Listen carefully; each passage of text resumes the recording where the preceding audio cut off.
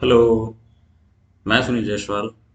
आज बात करने वाला हूँ आपका वो कैंडिडेट्स के बारे में जो कैंडिडेट्स ट्वेल्थ करने के बाद या ट्वेल्थ में अपीयर हैं। उन कैंडिडेट्स को जो ऑनेस्टली चाहते हैं कि मैं शिपिंग ज्वाइन करना चाहता हूँ और शिपिंग में अपना करियर बनाना चाहता हूँ और अच्छी पोजीशन और अच्छी सैलरी दोनों। तो मैं बात करता हूँ आज जो है एमएससी कंपनी के बारे में। तो सबसे पहले जो है शिपिंग में आने से पहले आपको मेंटली और फिजिकली प्रिपेयर हो जाना चाहिए कि शिपिंग जो है एक ऐसा करियर है जिसमें आपको अपने घर परिवार से दूर रहना पड़ता है और आपको जहाज पे काम करना पड़ता है। तो ये सारी चीज़ें हैं और भी बहुत फैक्टर्स हैं जो कि अभी हम एक वन बाय वन जो है डिस्कस करेंगे तो बहुत ज़्यादा टाइम हो जाएगा। उसके लिए अभी हम लोग चलते हैं सीधा जो है अपने पॉइंट्स पे। तो एमएससी जो है वो बेस्ट कंपनी है अभी। एमएससी का नोटिफिकेशन आया हुआ है जिन्होंने ये लिखा हुआ है कि वो अगले महीने में फॉर्म्स जो है उनके निकलने वाले हैं और फॉर्म्स निकलने वाले हैं तो आप जो है भरिए उनके फॉर्म्स और अपना करियर मर्चेंट नेवी में बनाइए। चलिए बात करते हैं, ठीक है। तो अब जो है हम इनके मेन पेज पर जाते हैं। आप गूगल पे टाइप करेंगे MSCCS.com तो जो है आपको ये पेज ओपन हो जाएगा। उसके बाद फिर आप यहाँ पे इंडिया पे क्लिक कीजिए। उसके बाद आपको अगला पेज मिलेगा। अगले पेज पर आप यहाँ पे इनके बहुत सारी चीज़ें दी हुई हैं, बहुत सारे पेजेस में बहुत सारी इन्फॉर्मेशन दी हुई हैं। अगर आप चाहें तो पढ़ सकते हैं, अदरवाइज यहाँ से आप जो है अप्लाई फॉर डेक कैडेट। अब यहाँ पे आप देखो MSc entrance examination for deck cadet and BTech marine. Deck cadet आपका जो है 1 साल का है और बीटेक मरीन आपका 4 ईयर का है। तो आपके चॉइस के ऊपर है कि आप दोनों में से कोई भी ज्वाइन कर सकते हो। जिसको इंजन डिपार्टमेंट ज्वाइन कर रहा है इंजन डिपार्टमेंट ज्वाइन करे, जिसको डेक डिपार्टमेंट ज्वाइन करना है वो डेक डिपार्टमेंट ज्वाइन करे। चॉइस इज योर्स, ठीक है। एंड देन उसके बाद हम लोग बात कर लेते हैं अभी एप्लीकेशन के बारे में। तो ये एप्लीकेशन जो है दोनों मेल एंड फीमेल बोथ के लिए है। बहुत सारे कैंडिडेट्स के डाउट्स रहते हैं सर कि एप्लीकेशंस कब होंगे, कैसे होंगे, कब आएंगे, अच्छी कंपनी मिलेगी, प्लेसमेंट मिलेगा, फीस कितनी लगेगी, बहुत सारे डाउट्स रहते हैं उनके, ठीक है। तो मैं आपको अभी फीस के बारे में नहीं बता सकता हूँ इनके फीसेस, क्योंकि वो लोगों ने भी डिस्क्लोज नहीं किया है। मैं आपको बस खाली ये बता सकता हूँ कि इनके जो सिलेक्शन प्रोसीजर है वो क्या है और सिलेक्शन प्रोसीजर को आप समझो और इसको जो है आप उसी तरीके से फॉलो करो। तो पहला जो स्टेप है इसमें जो है एग्ज़ाम रजिस्ट्रेशन स्टार्ट मार्च 2024 2024 में आपके जो है मार्च बैच में जो है इनके रजिस्ट्रेशन होने चालू हो जाएंगे। मार्च अप्रैल में चलेगा। उसके बाद मार्च में एप्लीकेशन स्टार्ट होगा। हो सकता है कि फर्स्ट वीक अप्रैल तक जो है वो फिनिश हो जाए या जो है उनकी डेट जो है रजिस्ट्रेशन की डेट कम क्लोज हो जाए। तो उसके बाद जो है आपके अप्रैल में या मई में भी एग्ज़ाम हो सकते हैं। तो उसके लिए आप जो है प्रिपेयर रहो कि मेरे एग्ज़ाम्स जो है रहेंगे, आपको उसी हिसाब से प्रिपेयर रहना पड़ेगा, ठीक है। और आगे इसमें क्या क्या क्वेश्चंस पूछे जाएंगे वो हम लोग बाद में बात करेंगे, अभी आगे दिया हुआ है, ठीक है। तो उसके बाद जो है और प्लीज़ नोट एग्ज़ाम रिक्वायरमेंट्स।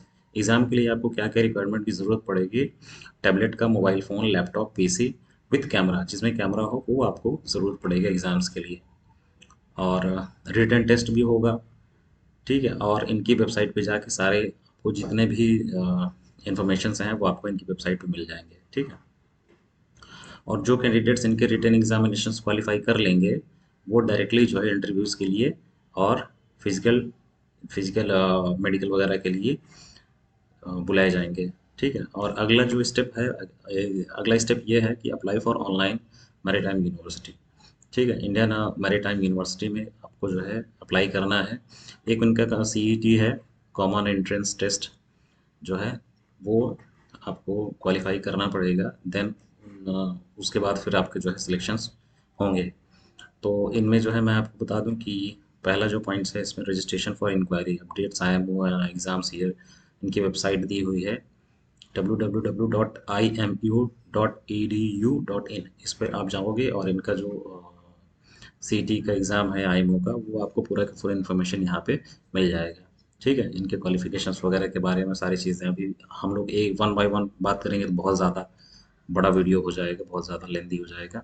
तो इसके लिए जो है, ठीक है, आप इनमें भी जाके पूरी इन्फॉर्मेशन ले सकते हो, आप इनके ब्रोचर्स हैं वो डाउनलोड करके पढ़ सकते हो, या क्राइटेरिया वगैरह सारी चीज़ें जो है आप यहाँ पे देख सकते हो।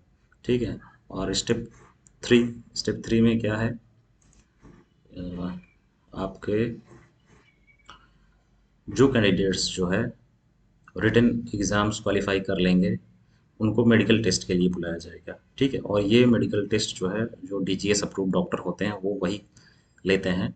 ठीक है। और इनकी जो गाइडलाइन है उनमें क्लियरली मेंशन्ड है कि guideline by the MSc approved companies doctor. ठीक है। एमएससी से जो अप्रूव्ड डॉक्टर होंगे वो जो है आपके मेडिकल्स करेंगे। ठीक है। तो कोई डरने की ज़रूरत नहीं है, अगर आप मेंटली और फिट हैं, मेंटली फिजिकली फिट हैं, आपकी आई साइट्स वगैरह सही है, तो उसमें कुछ प्रॉब्लम नहीं है।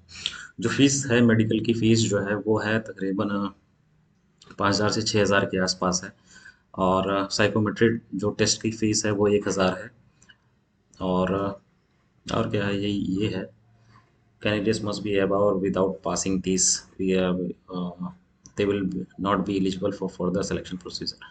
देखो भाई, क्या है कि मेडिकल प्रोसीजर बहुत ज़्यादा इंपॉर्टेंट है, आपके जो कलर ब्लाइंडनेस वगैरह नहीं होना चाहिए मेडिकली, जो है 6x6 आइज साइट्स वगैरह होना चाहिए। तो जो है मेडिकल फिट तो होना ही चाहिए, क्योंकि शिपिंग जो है एक ऐसा प्रोफेशन है कि आपको मेडिकली फिट होना ही चाहिए। इन केस अगर बीच समंदर में, बीच दरिया में कुछ कोई प्रॉब्लम हुई, कोई कुछ इशू हुआ, तो कौन देखेगा वहाँ पे, है ना? आपको वहाँ पे फर्स्ट एड मिल सकता है, बाकी आपको जो मेजर ट्रीटमेंट है वहाँ पे नहीं मिलेगा। ठीक है। स्टेप फोर में आपका जो है, अगर आपने जो है कंपनी के हिसाब से जो है आपने एग्ज़ाम्स क्वालिफाई वगैरह सब कर लिए हैं, तब जो है आपको क्या होगा कि एमएससी जो है अपना एक एंट्रेंस रिटन टेस्ट जो है लेगा। अगर ये उन कैंडिडेट्स के लिए है, स्टेप फोर जो है, जो कैंडिडेट्स जो है आईएमओ का एग्ज़ाम्स जो है सीटी क्रैक कर चुके हैं, है ना, वो उनके लिए है। उसके बाद जो है एमएससी अपना अगला स्टेप फोर में एमएससी खुद जो है अपना एग्ज़ाम्स लेगी, जिसमें एंट्रेंस रिटन एग्ज़ाम्स है। उसके बाद इंटरव्यूज़ होगा, और आईएमओ का जो आपका एंट्रेंस टेस्ट रिजल्ट है वो भी आपको, रैंक आईएमओ की जो रैंकिंग है वो भी आपको देना पड़ेगा। जो है मेडिकल होगा, इनके आईसाइट्स एंड मेडिकल टेस्ट वगैरह होगा, उसके बाद साइकोमेट्रिक टेस्ट होगा, देन उसके बाद जो है आपके सिलेक्शन होंगे। ठीक है।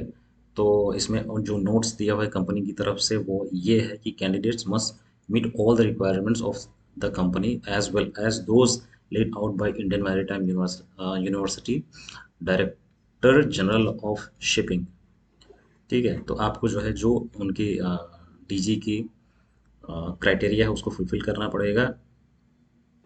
और एक ये है कि no candidates can appear more than 1 year each of the companies written examination. आप 1 साल से ज़्यादा जो है, कंपनी 1 साल से ज़्यादा एक बार में एक एक ही बार जो है कंपनी में अप्लाई कर सकते हैं 1 साल में। ठीक है। रिटन एग्जाम्स दे सकते हैं, और कंपनी का जो डिसीजन है वो फाइनल डिसीजन है जो है ना। और यहाँ पे मेंशन्ड है कि any false declaration of the documents will result in the candidates being disqualified. अगर आपके कोई भी डॉक्यूमेंट्स में फॉल्स हैं, तो आपके जो है रिजल्ट्स वो लोग क्या कर सकते हैं कि आपको डिस्क्वालीफाई कर सकते हैं। तो ये चीज़ें हैं। और what will be the cost, cost क्या होती है फॉर्म्स वगैरह से लेके, इसमें हम लोग देखते हैं अभी आईएमओ का जो चार्जेस हैं, as per information the IMO website, cost of the MNC entrance exam approximately 1,000 से लेके 1,500 आपको फीस जो है वो पेमेंट करना पड़ेगा इनको ऑनलाइन एग्ज़ाम्स के लिए। और जो है ये आप पे कर सकते हैं ऑनलाइन, और जो है बैंक में भी आप कर सकते हैं, है ना। उसके बाद कैंडिडेट्स जो है कुछ 0.5 to 5% depending on the service provider, थोड़े बहुत पैसे आपके ज़्यादा भी हो सकते हैं, ऐसा मान के चलो। कि cost of medical eyesight test, आपके जो मेडिकल के जो चार्जेस होंगे आई साइट्स के टेस्ट करने के लिए, वो 5,000 से लेकर 6,000 तक हैं। ठीक है। और जो एमएससी अप्रूव्ड मेडिकल क्लिनिक हैं वही जो है आपके आई साइट्स का टेस्ट कर सकते हैं।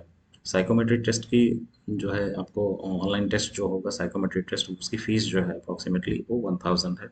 ये कम ज़्यादा भी हो सकती है। ठीक है। और एडिशनली सिलेक्टेड ये है, अगर आप सेलेक्ट हो जाते हैं तो नॉन रिफंडेबल अमाउंट है, ये आपको 15,000 जो है सबमिट करने पड़ेंगे। ठीक है, ये डीजीएस का सर्कुलर के हिसाब से है और कंपनीज की पॉलिसी के हिसाब से है। Cost of 1 year I am प्रीसी courses as per institute fee structure as and norms. आपके ये फीस के बारे में बहुत ज़्यादा इन्फॉर्मेशन आपको उनके ब्रोशर या उनकी कंप्लीट वेबसाइट, या जब आप रिक्रूट हो जाएंगे उसके बाद फिर वो जो है वो लोग बता देंगे। आपके selected candidates will be assigned as a DG shipping approved institute व एमएससी ट्रेनिंग एकेडमी। तो एमएससी की जो ट्रेनिंग एकेडमी होगी वहाँ पे आपको वो लोग भेज देंगे। ठीक है, और अगला जो चीज़ है, अगली जो पॉइंट है, DNS diploma in nautical science course schedule on the commencements from tentative 1 अगस्त 2024। देखो, आपके जो डीएनएस के कोर्सेज हैं वो इस 1 अगस्त 2024 से, हाँ ये स्टार्ट कर सकते हैं, यहाँ से भी स्टार्ट कर सकते हैं, या फिर टेंटेटिव है बढ़ा भी सकते हैं। ठीक है, और 4 year BTech marine engineering course will be scheduled to commencements from tentative 1 August 24। ये, हाँ यहाँ से कर सकते हैं। इनके जो कोर्सेज स्टार्ट होंगे वो कोई फिक्स डेट नहीं है कि स्टार्ट होगी, हो सकता है कि थोड़ा बढ़ा भी सकते हैं, बट स्टार्ट हो जाएगी। टेक कैडेट, आपके जो डीएनएस का प्रोग्राम है वो 1 साल का है। यहाँ पे इस वेबसाइट में आप इसको क्लियरली पढ़ेंगे, अच्छे से पढ़ेंगे तो इसमें क्लियरली हर एक चीज़ें जो है मेंशन है, आपको कहीं जाने की ज़रूरत नहीं है, आपको सारी इन्फॉर्मेशन यहाँ पे मिल जाएगी। और जब आप इसमें एक क्वेश्चन और दिया हुआ है कि what happens after I pass out from the training institute. जब आप ट्रेनिंग इंस्टीट्यूट से पास हो जाते हैं, जब आप कोर्स कंप्लीट कर लेते हैं आपका 1 साल का डीएनएस, तो उसके बाद फिर क्या क्या करना होता है। You will pass out 12 months after the commencement of the pre-C courses। उसके बाद आप क्या करेंगे कि thereafter you will be assigned, आप कंपनी ज्वाइन कर सकते हैं। आपको जो है प्लेसमेंट डिपार्टमेंट आपको प्लेस्ड कर देगा, कंपनीज जो है आपको शिप पर प्लेस्ड कर देगा, और आप जो है आपकी सैलरी जो स्टाइपेंड मिलेगा आपको वो तकरीबन 27,000 मिलेगा, जो कि डेक कैडेट के लिए। ठीक है, 27,000 मिलेगा। उसके बाद जो है जब आप 18 महीने अपनी सी सर्विस कंप्लीट कर लेते हो ऑन बोर्ड, आप कंटिन्यू 18 महीने नहीं रहते हो, तकरीबन 9 महीना आपको शिप पर रहना पड़ता है। उसके बाद अगेन जो है 9 महीने के लिए शिप पर जाना पड़ता है दूसरे कॉन्ट्रैक्ट में। तो सैलरी भी आपकी बढ़ती है थोड़ा बहुत, वो कंपनी के पॉलिसी के हिसाब से, कंपनी किस तरीके की पॉलिसी बनाता है और किस तरीके से आपको रिक्रूट करता है। तो after passing your competency exams you will join as a fourth officer. तो कॉम्पिटेंसी सर्टिफिकेट जो एग्ज़ाम्स है वो आपको एमएमडीज में देने पड़ते हैं सेकंड मेट के लिए, एफजी सेकंड मेट के लिए। सेकंड मेट का जब आप एग्ज़ाम क्वालिफाई कर लोगे तो एज अ फोर्थ अफसर आप ज्वाइन कर सकते हो। ठीक है, तो जिनमें आपकी सैलरी जो है अच्छी हो जाती है, अच्छी खासी मिलने लगती है, फिर आपकी सैलरी जो है वो बढ़ती है। बात करते हैं बीटेक मरीन के बारे में। तो ये 4 साल का प्रोग्राम है। बीटेक का जितने भी कोर्सेज हैं वो 4 साल का है। जैसे हमने किया हुआ था, तो हमने बीटेक मैकेनिकल इंजीनियरिंग किया हुआ था, उसके बाद फिर जो है 1 साल का जीएमए किया हुआ था, उसके बाद हमने मरीन ज्वाइन किया था। तो आप यहाँ पे डायरेक्टली आपको तो हमने जो किया हुआ था वो 4 ईयर प्लस 1 ईयर 5 ईयर्स हो गए थे। बट इसमें क्या है कि आपके 4 साल का जो है बीटेक मैकेनिक मरीन इंजीनियरिंग है, मरीन इंजीनियरिंग करके आप डायरेक्टली जो है ज्वाइन कर सकते हैं। तो 4 साल बाद आप जो है जब ट्रेनिंग लेने के बाद आप जो है ज्वाइन कर सकते हैं as a training marine engineer. उसके बाद फिर जो है आपका जो स्टाइपेंड बनेगा वो अप्रोक्सीमेटली 44,000 के आसपास अप्रोक्स बनेंगे।